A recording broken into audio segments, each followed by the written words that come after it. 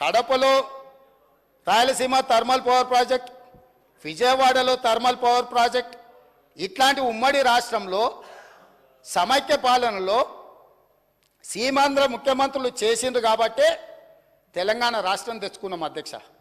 ఆనాడు రాజశేఖర రెడ్డి గారు, చంద్రబాబు నాయుడు గారు ఇట్లాంటి నిర్ణయాలు చేసిండ్రు కాబట్టి తెలంగాణ వచ్చింది. ఆనాడు ఆ చంద్రబాబు నాయుడు గారితో మంత్రిగా అంటగాగి 610 జీవోనే వద్దు, అసలు మేధా సంపత్తి ఎక్కడున్నా వాడుకోవాలి అని చెప్పి మాట్లాడింది వాళ్ళ నాయకుడు కాదా? చంద్రబాబు నాయుడు పక్కలే చేరి చంద్రబాబు నాయుడుతో ఇవన్నీ చేయించింది వాళ్ళు కాదా? రాజశేఖర రెడ్డి గారు ప్రభుత్వంలో ఇప్పుడు లేచి ఎగురుతున్నాయన వార్డు మెంబర్ కాకపోయినా ఆ రాజశేఖర రెడ్డి గారే కదా మంత్రి చేసింది నిన్ను. పోతిరెడ్డిపాడు పొక్క పెద్దగా చేసినప్పుడు కడప జిల్లా ఇన్ఛార్జ్ మంత్రి ఎవరు అధ్యక్ష? కీర్తిశేషులు నాయన నరసింహారెడ్డి టీఆర్ఎస్ మంత్రి కాదా? రాజశేఖర రెడ్డి గారు పంచన చేరింది మీరు, చంద్రబాబు నాయుడు గారు పంచన చేరింది మీరు. ఈ తప్పిదాలకు మమ్మల్ని కాదు మీరు బాధ్యులు. మేము ఆ ప్రభుత్వంలో ఉన్న మా నాయకులు కాంగ్రెస్, యూపీఏ కేంద్రంలో అధికారంలో ఉన్న, రాష్ట్రంలో అధికారంలో ఉన్న శాసనసభను, పార్లమెంటును స్తంభింపజేసి తెలంగాణ రాష్ట్రాన్ని సాధించిన పార్లమెంట్ సభ్యులు ఇక్కడ ఉన్నారు. ఇది మా నిబద్ధత. మీరు పదవుల కోసము పెదవులు మూసుకొని రాజశేఖర రెడ్డి మంత్రి పదవి ఇస్తే రాజశేఖర రెడ్డి దగ్గర ఊడిగం చేసింది మీరు. చంద్రబాబు నాయుడు గారు మంత్రి పదవులు ఇస్తే చంద్రబాబు నాయుడు గారి దగ్గర ఊడిగం చేసింది మీరు. మీరా మాకొచ్చి మా చిత్తశుద్ధిని ప్రశ్నించేది?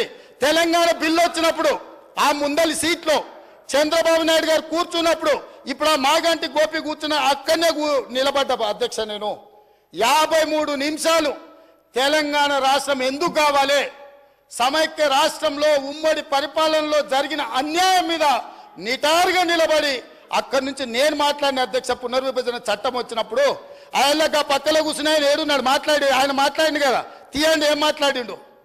నేను మాట్లాడింది తీయండి అధ్యక్ష. తెలుగుదేశంలో ఉన్న నేను తెలంగాణకు జరిగిన అన్యాయం మీద, ఎడారిగా మారి వలసలు పోతున్న పాలమూరు కష్టాల మీద, తట్ట పని, పార పని, మట్టి పని మీద నేను మాట్లాడిన అధ్యక్ష. వీళ్ళు మాట్లాడలే. నేను ఇవాళ సూటిగా సవాలు విసురుతున్న అధ్యక్ష. ఇవాళ మీ ఎదురుగా పార్లమెంట్లో రికార్డులు తీయండి. పాలమూరులో ఊరు లేకపోయినా, పార్లమెంటులో నోరు తెరవకపోయినా ఇవాళ తెలంగాణ తెచ్చినాను కేసీఆర్ గొప్పలు చెప్పుకుంటాడు. నేను ఈ ఉమ్మడి రాష్ట్రంలో, ఉమ్మడి ఆంధ్రప్రదేశ్ శాసనసభలో నేను ఎంత మాట్లాడిన తెలంగాణ మీద, సేమ్ సమయంలో పార్లమెంట్లో చంద్రశేఖరరావు నోరన్న దర్శిలో రికార్డు తీయండి అధ్యక్ష. ఎవరో చేస్తే, ఎవరో త్యాగం చేస్తే ఆ త్యాగాల పునాదుల మీద, ఆత్మ బలిదానాలు చేసుకున్న శవాల మీద అధికారంలోకి వచ్చిన వీళ్ళు ఈరోజు మమ్మల్ని అధ్యక్ష తప్పులు పట్టేది.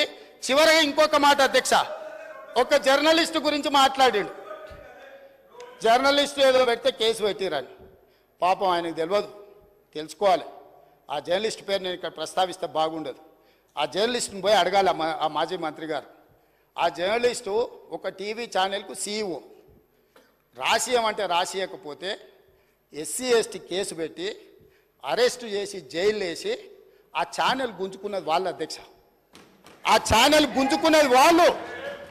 ఏ జర్నలిస్టును ఈరోజు కేసు పెట్టిరని చెప్తుండ్రో ఆ జర్నలిస్టు ఒక ఛానల్ CEO ఉంటే ఆ ఛానల్ వాళ్ళకు వ్యతిరేకంగా ఉందని ఆ జర్నలిస్టు మీద SC ST case Banjara Hills police స్టేషన్లో పెట్టి జైలుకు పంపించి నెల రోజులు జైల్లో పెడితే నా అడ్వకేట్ను పెట్టి నేను బెయిల్ ఇప్పించిన అధ్యక్ష. వీళ్ళ దోపిడీ, ఆ ఛానల్ గుంజుకున్న విధానం ఇవాళ చర్చ చేయడానికి సిద్ధంగా ఉంటే రమ్మని అధ్యక్ష. వివరాలన్నీ నేను బయట పెడతా. మీరా ముసల్కన్ నీరు గార్చేది ఏ జర్నలిస్టునైతే మీ మాట ఇంటలేదని ఆమె సొంతంగా కష్టపడి పెట్టుకున్న ఛానల్ గుంజుకోనికే SC ST కేసు పెట్టి ఆడపిల్లని జైలుకు తోలిన పాపం ఊరికే పోదు. అందుకే ఇవాళ మీ ఇంట్లో జైల్లోకి పోతున్నారు అధ్యక్ష.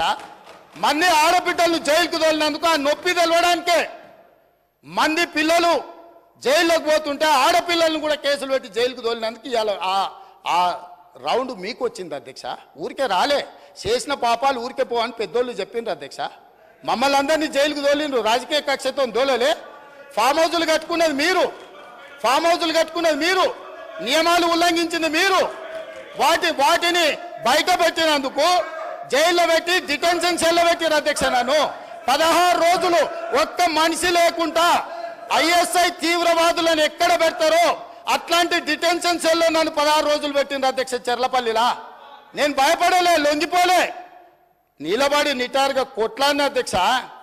మీరు జైలుకు తోలితే భయపడటోళ్ళు ఈడు ఎవ్వరు లేడు. అబద్ధాలు చెప్పి ప్రజల్ని మభ్యపెడితే ప్రజలేమో అమాయకులు కాదు. మీరు చేసిన అన్యాయాన్ని కళ్ళతో చూసిండ్రు కాబట్టే మనకి ఎన్నికల్లో గుండు సున్నా ఇచ్చారు అధ్యక్ష. అందుకే ఈరోజు నేను చెప్తున్నా, విద్యుత్ మీద మీరు ఎంత తక్కువ మాట్లాడితే అంత మంచిది.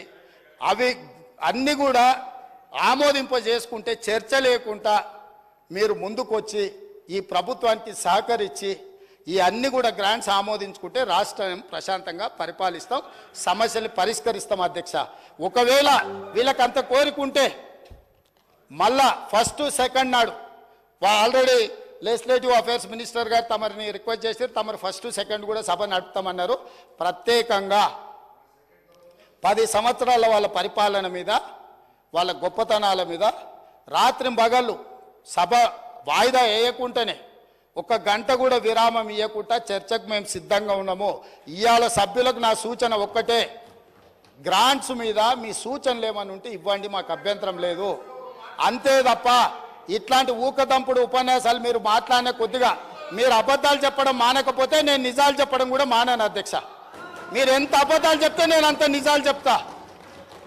కాబట్టి తమరు వారికి ఆదేశాలు ఇచ్చి డైరెక్ట్గా సబ్జెక్ట్కి కన్ఫైన్ అయ్యి మాట్లాడిపించి ఇవన్నిటిని కూడా ఆమోదింపజేయాల్సిందిగా తమరికి విజ్ఞప్తి చేస్తున్నా అధ్యక్ష.